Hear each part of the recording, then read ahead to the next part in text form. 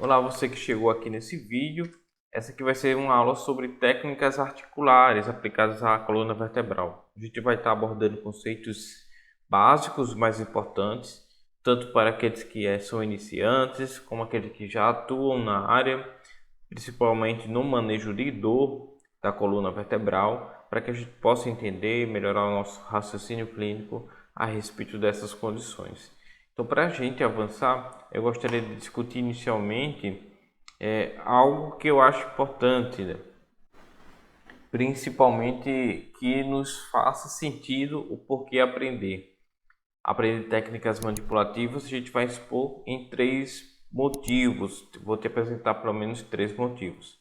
O primeiro motivo está relacionado principalmente com o mapa de dor. A gente vai ter o mapa de dor, na verdade, a projeção dessa dor em relação da articulação, né? Como é que ela se projeta para a coluna. A gente costuma fazer na avaliação sempre a descrição, pede para o paciente realizar uma descrição de como é que está a dor, para que área ela espalha, e muitas vezes a gente pede que ele preencha um mapa de dor.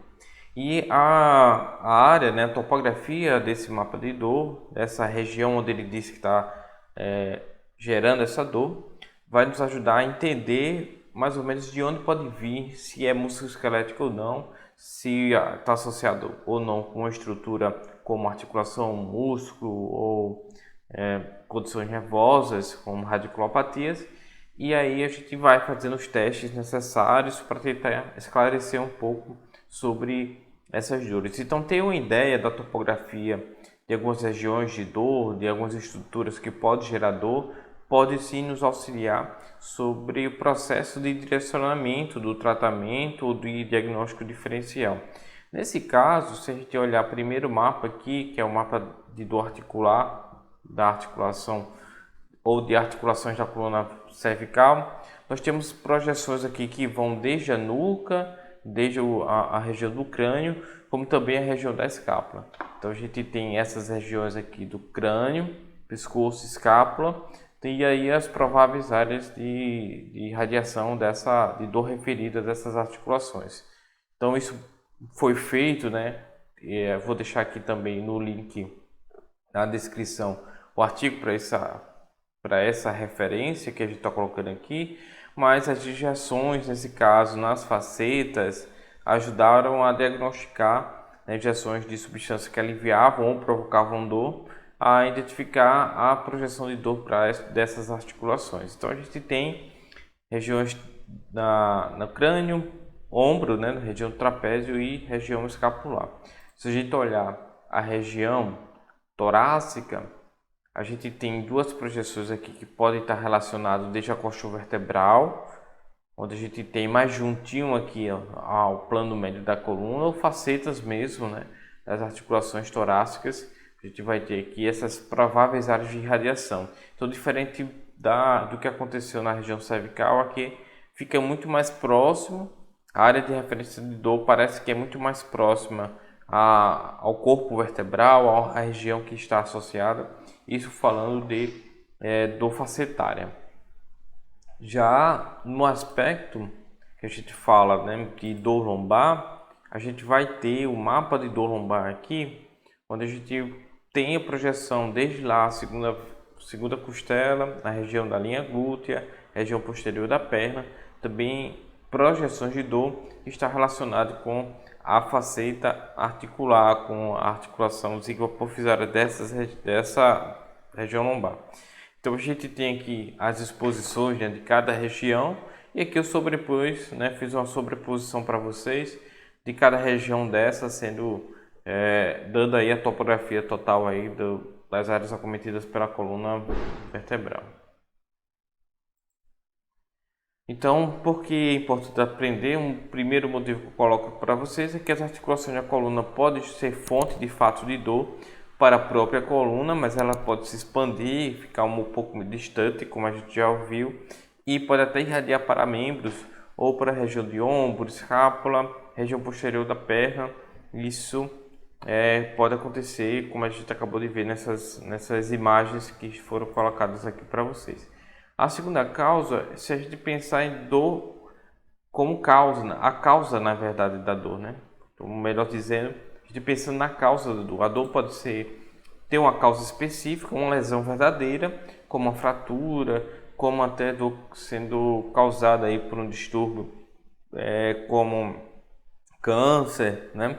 Então, fontes de dor geralmente nessas situações uma lesão verdadeira, que muitas vezes nesse caso pode ser grave, mas a maioria dos casos de fato que está relacionado com dor na coluna, ela não é de casos graves, ela varia entre 95% e 98%, e onde vai ser aquilo que a gente chama de dor inespecífica, ou seja, a gente não sabe, não é capaz de dizer exatamente a fonte da dor, se é realmente na articulação zigohipofisária, se é articular, e vai ter situações que vão ter sobreposições e interações, como dor articular, dor muscular, e a gente tem dificuldade, né, de dizer. Ela pode ter até uma sobreposição, por exemplo, um ponto gatilho na região do trapézio, dor miofascial, mas também uma dor facetária. E quando você faz uma abordagem, né, conjunta, o paciente acaba melhorando. Dificilmente a gente faz uma abordagem só de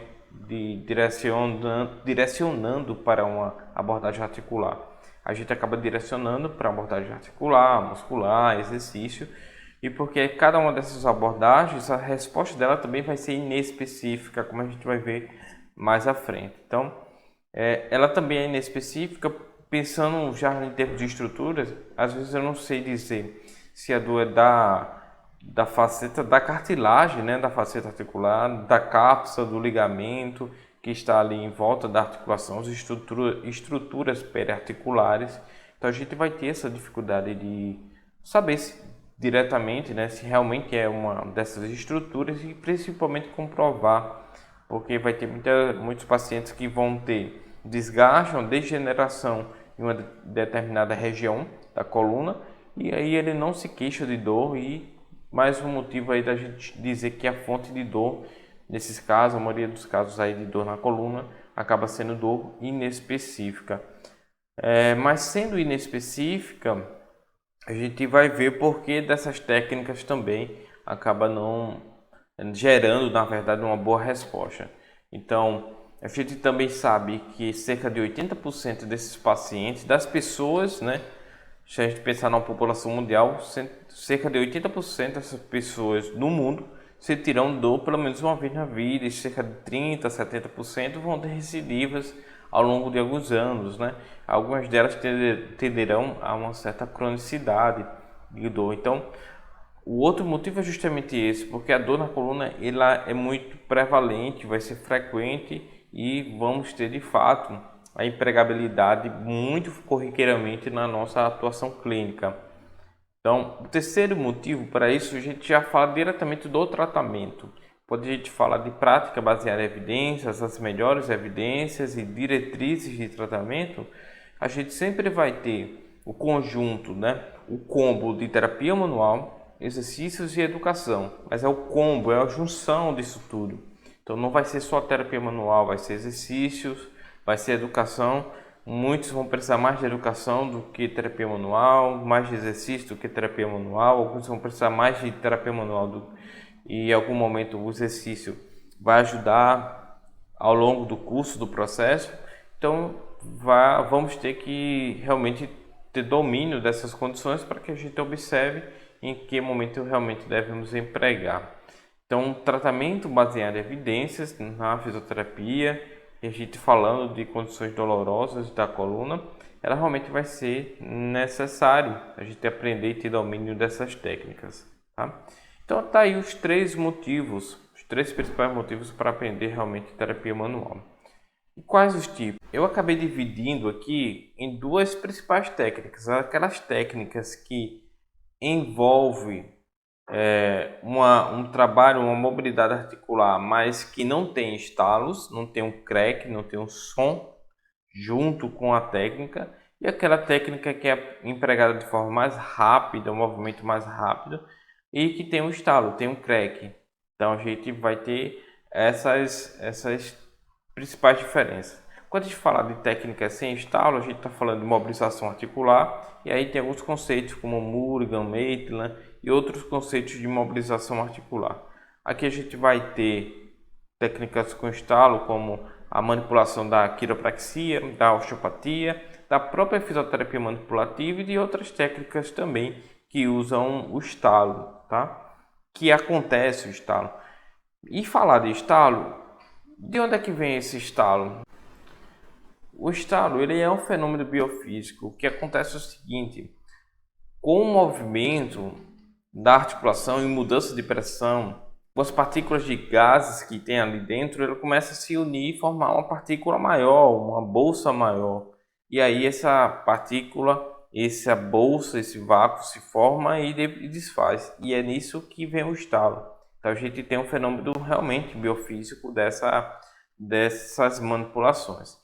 A gente vai ter um artigo que gravou, que fez uma filmagem em tempo real de uma ressonância, usando a ressonância magnética e mostrando para a gente o que acontece dentro da articulação. Vocês vejam aqui que aconteceu uma formação aqui de gás, vocês vão ver esbranquiçando. E isso logo é desfeito. As próximas imagens vão mostrar essa formação acontecendo em diferentes frames, diferentes estágios. Aqui ela formando aqui em diferentes estágios e aqui já perdendo, ela sendo desfeita. Novamente, vejo esbranquiçando a ressonância magnética, aparecendo aí realmente esse fenômeno biofísico. Então não acontece, como muita gente acha, que é uma articulação voltando para o lugar, uma articulação que está desalinhada, uma articulação que está com a falha de posicionamento.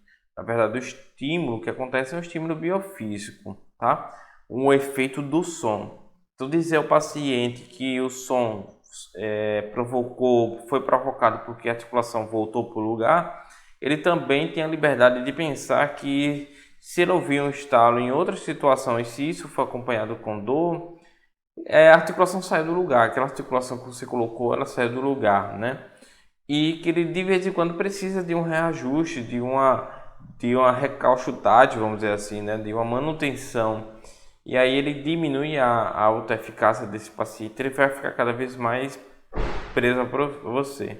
Ele ficando mais preso a você quanto a isso, ele também vai sentir a necessidade de sempre ouvir esse estalo, e quando você não provocar esse estalo, ele vai achar que alguma coisa não voltou para o lugar, ou que ele precisa ainda refazer, enfim, você não pode ajudar completamente porque o estalo não veio. Então veja como uma série de condições pode estar associado a essa questão, de dizer ou não se teve estalo. Esse estudo ele avaliou o que acontece quando é feita uma manipulação na região lombar, na região torácica. Se a cavitação, ou seja, o estalo, a gente chama o estalo de cavitação, se essa cavitação ocorre realmente no nível que foi manipulado. Então a gente vai ver o seguinte: a região alvo foi uma região descrita e colocaram sensores para avaliar, para observar de onde ocorria o estalo, e foi visto que pouco mais da metade das cavitações, ou seja, dos estalos na região torácica, ocorreu no nível pretendido, mas um pouco menos não, ocorreu distante. Na região lombar foi algo parecido também, menos da metade da cavitação ocorreu realmente na região alvo, e várias outras regiões também instalaram ou tiveram a cavitação e não era a região alvo. Então o que a gente vê aqui, que a manipulação articular acaba não sendo específica, por mais que você ache que está manipulando uma determinada região, ela acaba não sendo realmente específica. Esse outro estudo também avaliou nessa mesma perspectiva, foi feita uma manipulação apenas de um lado, da região lombar, essa técnica chamada de lumbar roll, colocado microfones bastante sensíveis para tentar identificar de onde é que provinha o som. Então foram feitas 60 manipulações, 320 estalos foram identificados e praticamente meio a meio ocorreu de um lado como de outro da articulação, mesmo sendo a manipulação realizada em um decúbito só. Então mais uma vez a gente observa que a manipulação articular ela não é específica. O estalo, será que ele é necessário para que gere uma resposta, né, em relação à melhora de dor em indivíduos sintomáticos ou não? Teve um estudo que avaliou essa técnica, que é essa técnica chamada Chicago, e os pacientes foram divididos em 2 grupos, os que recebiam a técnica sendo provocado o estalo e os que recebiam a técnica onde o estalo não era provocado. O que aconteceu é que ambos os grupos melhoraram quanto à mobilidade, que é a amplitude do movimento, a dor e a incapacidade. E aí a gente tem que o crack, né? O crack, o som, o estalo, ele acaba não sendo preditor de melhora. Não é ele que vai dizer que as coisas melhoraram por causa de escutar ou não ele, né? Porque se fosse assim, se a gente fizesse uma técnica e não escutasse o estalo, a gente precisaria repetir, porque senão não daria certo. E quantas vezes eu realizei uma manipulação, não escutei o estalo, mas o paciente disse que estalou, né? Isso vai depender muito de características, né, biofísicas mesmo, que vai abafando o som e a gente acaba não conseguindo escutar. Então, qual seria a melhor técnica? Bom, se você está achando que eu botei terra, né, que eu critiquei a questão de fazer técnicas com estalo, eu faço diariamente, né, várias técnicas, várias manipulações e com estalos. E se você entendeu que eu estava falando mal, na verdade não era isso que eu queria fazer, não era gerar esse entendimento, até porque essas regras, essas diretrizes nos diz que tanto uma como outra técnicas, elas são igualmente eficientes, tanto a técnica sem estalo como a técnica com estalo, elas são igualmente eficientes, elas trazem uma melhora, não há diferença entre as técnicas. O que vai acontecer é que a gente deve elencar para o paciente correto no melhor momento, e quanto mais técnicas soubermos para ampliar nossa possibilidade de uso, é interessante a gente realmente saber. E por que melhora? Qual é a melhora que a gente está associado a essas técnicas? Principalmente quando a gente fala de estalo, existe algo que eu gosto de chamar a atenção. Porque quando envolve o estalo articular, gera um pouco do que eu entendo com uma certa expectativa. Vocês estão olhando para um plástico bolha, certamente alguns de vocês que estão vendo, ou se não boa parte de vocês, gerou uma expectativa, uma lembrança de quê? Não só do som, mas do prazer, né, da coisa boa que muita gente acha, que sente, que gosta, particularmente eu gosto. Quem é que pega um plástico bolha na mão e não aperta para estourar essas bolinhas, essas bolinhas de ar? Eu acho que praticamente todos. Se você não faz isso, provavelmente está precisando de uma avaliação psicológica, né, para saber se você é desse planeta.